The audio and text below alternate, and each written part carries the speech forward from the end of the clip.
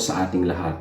Ngayong araw na ito ay Bisperas ng Kapaskuhan na kung saan ito ay araw ng ating pagpapapuri at pagpapasalamat sa ating Panginoong Diyos Ama sa biyaya na pinagkaloob niya sa atin, ang biyaya sa pamamagitan ng ating Panginoong Jesucristo, ang Emmanuel na ang Diyos ay sa atin.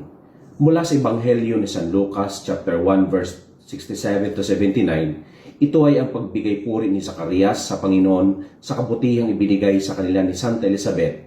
Dahil sa gitna ng kanilang pagiging matanda, pagiging baog ni Elizabeth, binayaan sila ng anak na si Juan Bautista.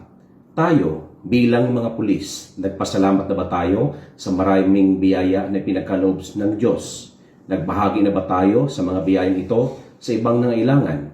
Bilang mga nanay at tatay, nagpapuri na ba tayo sa biyayang bigay ng ating Panginoon? Ito ay ang biyaya ng inyong mga anak. Manalangin tayo.